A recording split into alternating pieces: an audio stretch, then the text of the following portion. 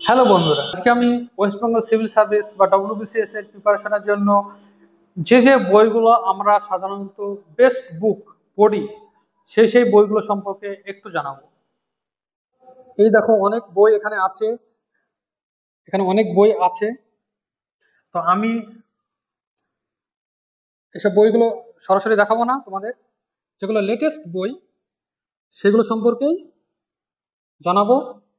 WBCS এর বই চুজের ক্ষেত্রে সব থেকে প্রবলেম কি হয় জানো? সব থেকে প্রবলেম হয় যখন বাজারে নতুন নতুন বই চলে আসে।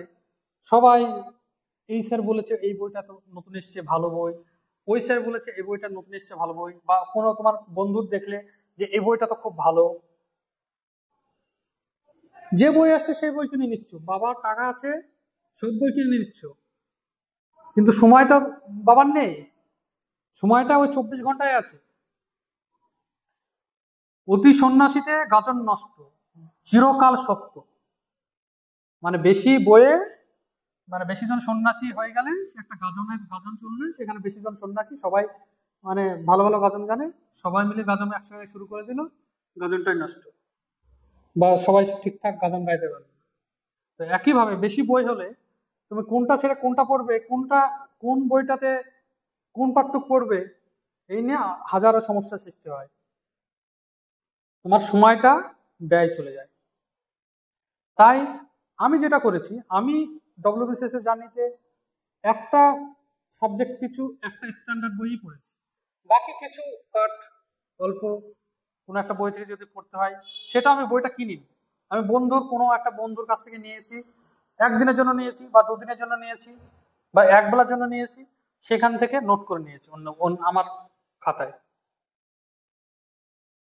এতে কি হবে, তোমার সময়টা বাঁচবে, প্লাস তোমার রিভিশনটা ভালো হবে, নইলে পরীক্ষার আগে এসে ল্যাজে গবরে হয়ে যাবে। তাই সে ডব্লিউবিসিএস এক্সিকিউটিভ হোক, ডব্লিউবিসিএস ডিএসপি হোক, যে যাই বলুক, যে হাজারোটা মানে বলে দিল 8-10টা করে বই ডব্লিউবিসিএস পেয়ে গেছে বলে, আর তুমি তার কথা একবার তাকে আইডল মানো, তুমি তার কথা অনুযায়ী সব বইগুলো কিনে নিলে, দিয়ে দেখবে যে শেষকালে অনেক বইয়ের তুমি পাতাই খুলোনি। আমি আমার এক্সপিরিয়েন্স বলছি, আমি স্ট্যান্ডার্ড বই একটা করেই পড়ি, ঠিক আছে? তবু আমি একবার ওই দিশা পাবলিকেশনের বইটা কিনেছিলাম, কিন্তু সেটা আর পড়া হয়ে ওঠে। আমি আমার এমসিকিউ এর বই, আমার লুসেন্ট জিকে, ওই এমসিকিউ এর বই আমার একটাই ছিল, বাকি অনলাইন থেকে করেছি সেটা আলাদা ব্যাপার। কিন্তু যে আর একটা কিনেছিলাম দিশা পাবলিকেশনের, সেটা আর পড়া হয়ে ওঠে, ঠিক আছে? তাই এমসিকিউ বুক বা যে কোনো বই, একটা বই রাখবে, আমার এটা বিনীত অনুরোধ। স্ট্যান্ডার্ড বই একটাই রাখো। আমি এখন যে বইগুলো বলবো সেই বইগুলোর মধ্যে যদি তোমার থাকে স্ট্যান্ডার্ড বই, সেটাই পড়ো। যদি আমার এই বইগুলো ছাড়া অন্য কোনো স্ট্যান্ডার্ড বই থাকে সেটাই পড়ো, কিন্তু বেশি বই বাড়িও না, এটাই বলবো। তো আমার সাজেশন, যে বইগুলো সেগুলো বলছি তোমাদের, একটু দেখে নিও।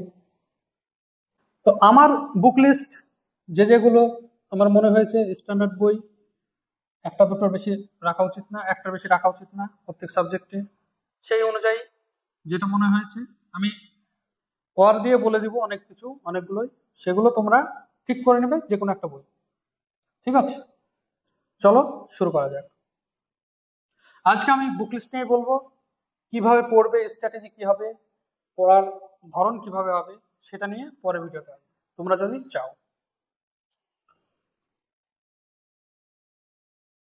চলো শুরু করা যাক।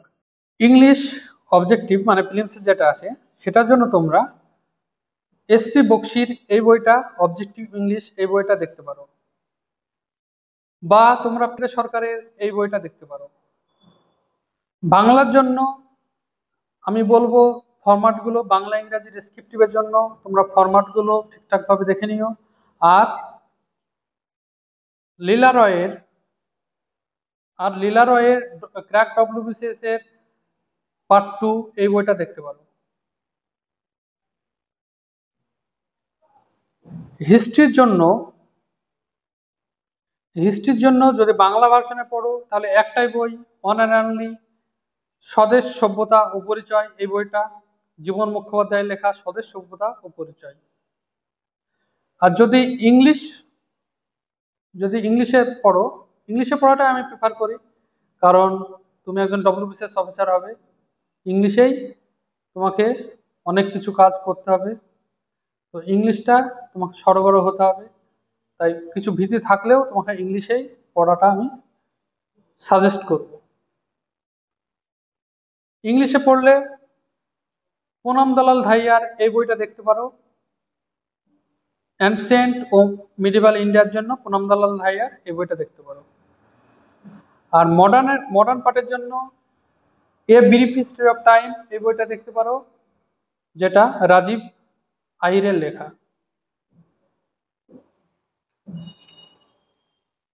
এই দুটো বই হিস্ট্রির জন্য মোর দ্যান এনাফ। হিস্ট্রির জন্য সোনালী বানশালের বই যদি কারোর থাকে সেটা দেখতে পারো মডার্ন পার্টের জন্য, তাহলে রাজীব আহির দেখতে হবে না। বা মডার্ন পার্টের জন্য পুনম দলাল ধাইয়ার বইটা যদি থাকে তাহলে আর রাজীব আহির দেখতে হবে না। আমার মনে হয়েছে রাজীব আহিরটা ভালো এই দুটো চেয়ে। এরপরে জিওগ্রাফি আসে। জিওগ্রাফিতে মাজিদ হোসেন খুলনার আগে প্রচুর পড়েছে সবাই। মাজিদ হোসেনের এই বইটা, আমি মাজিদ হোসেন পড়েছিলাম, তো মাজিদ হোসেন আমি অত মোটা বই তোমাদের প্রেফার করতে পড়ার জন্য বলবো না, বা খুলনারও পড়তে বলবো না। আমি বলবো অরবিন্দ কুমারের এই বইটা, পেরিয়ার পাবলিকেশনের এই বইটা, এটা মাজিদ হোসেনের জিস্ট বলতে পারো। মাজিদ হোসেনের জিস্ট, মাজিদ হোসেন বাইবেল, ঠিক আছে, মাজিদ হোসেনের জিস্ট বলতে পারো এই অরবিন্দ কুমারের এই পেরিয়ার পাবলিকেশনের এই বইটা। এর সঙ্গে সঙ্গে তোমাকে জিওগ্রাফির জন্য রাখতে হবে একটা অ্যাটলাস। তুমি অক্সফোর্ড অ্যাটলাসটা কিনবে, যেটা বাংলারটা কিনবে, বাংলারটা অক্সফোর্ডের স্কুল অ্যাটলাস এই বইটা কিনবে। এই বাংলার এই বইটা কিনলে কি হবে, প্রত্যেকটা জেলার আলাদাভাবে থাকে, ইংলিশে হয়তো এটা থাকে না, বুঝতে পারছো? এই বইটা কিনবে। তোমাকে জিওগ্রাফি উইথ ম্যাপ পড়তে হবে, ম্যাপ দেখে দেখে তোমাকে জিওগ্রাফি পড়তে হবে, ঠিক আছে। এর সঙ্গে সঙ্গে পশ্চিমবঙ্গের জন্য তুমি এই বইটা দেখতে পারো, নো ইয়োর স্টেট, আরিহান পাবলিকেশনের নো ইয়োর স্টেট এই বইটা দেখতে পারো। এছাড়াও বাংলাতে যদি দেখো পশ্চিমবঙ্গের জন্য কার্তিক চন্দ্র মণ্ডলের এই বইটা থেকে পশ্চিমবঙ্গের অংশটুকু তুমি দেখতে পারো, বা তুমি যদি পুরোটাই বাংলাতে পড়ো তাহলে এই বইটাই এনাফ। আর যদি তুমি ইংলিশে পড়ো আর পশ্চিমবঙ্গের ভূগোলটার জন্য তুমি এই পশ্চিমবঙ্গের ভূগোলের পোর্শনটুকু তুমি দেখে নেবে, বন্ধুদের কাছ থেকে কারো কাছ থেকে নিয়ে নেবে দুদিনের জন্য, ঠিক আছে। আর সামর্থ্য থাকলে কিনে নেবে, কিন্তু একই জিনিস সব জায়গায় পড়বে না, এটাই বললাম। তো জিওগ্রাফি হয়ে গেল, এবার আসি আমরা পলিটিতে।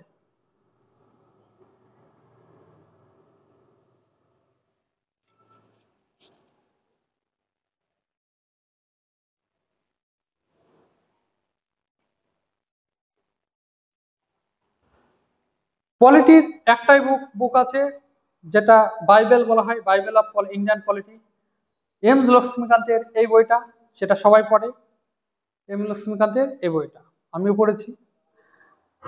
আর এর সঙ্গে সঙ্গে ইম্পর্টেন্ট জাজমেন্টের বিষয়েও আসে, ইম্পর্টেন্ট কেস ল নিয়েও অনেক সময় কোশ্চেন আসে, অনেকবার তো 8-10টাও চলে আসে। সেটার জন্য তোমাকে এই বইটা দেখতে হবে, এই বইটা, এটা ম্যাকগ্র হিল পাবলিকেশনের এই বইটা দেখতে হবে।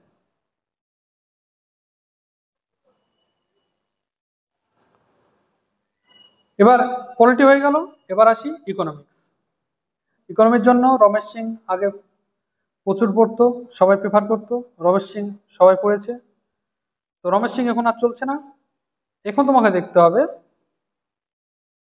নিতিন সিংহানিয়ার এই বইটা, বর্তমানে মালদার ডিএম আইএস অফিসার নিতিন সিংহানিয়ার এই বইটা, ইন্ডিয়ান ইকোনমির লেটেস্ট ভার্সনটা নেবে, তাহলে ইকোনমি যেহেতু অনেক কিছু লেটেস্ট থাকে, কারেন্ট অ্যাফেয়ার্স থাকে, সেগুলো পেয়ে যাবে।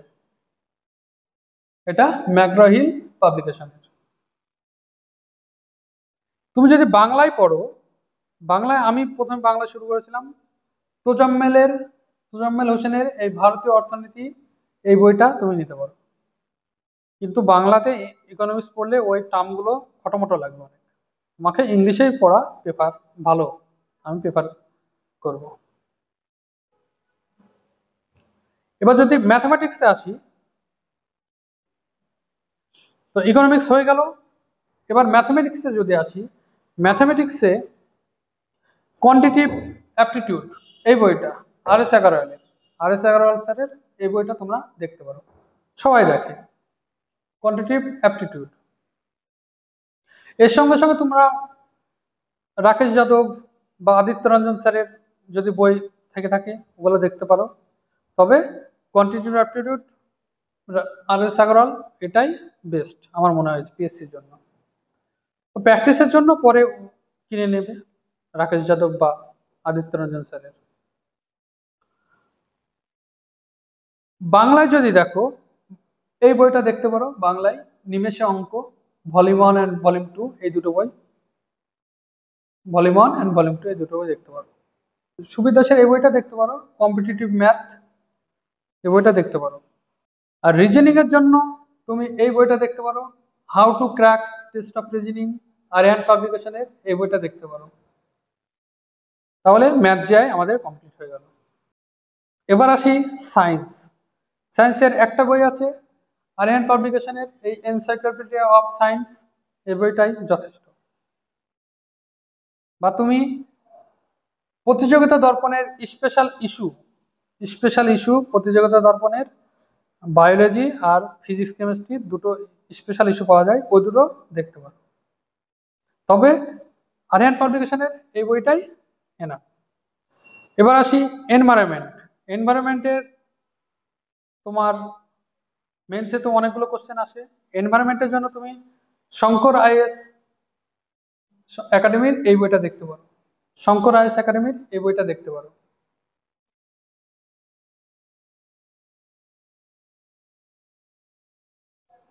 আরেকটা বই আছে এনভায়রনমেন্টের জন্য, শঙ্কর আইএস একাডেমির, এটা না হলে তুমি এই আরিয়ান পাবলিকেশনের এই বইটা দেখতে পারো, টু দি পয়েন্ট এনভায়রনমেন্ট এই বইটা দেখতে পারো।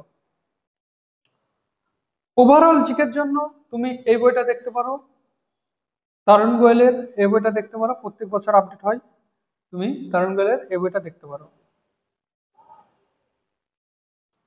এটা তোমার জিস্ট আকারে থাকে, এটা তোমার কাজে দিবে মেনলি, বেশি কাজে দিবে কখন, পরীক্ষার আগে রিভিশন দেওয়ার জন্য। খুব কম সময় আছে রিভিশন দিবে, তার জন্য বেস্ট।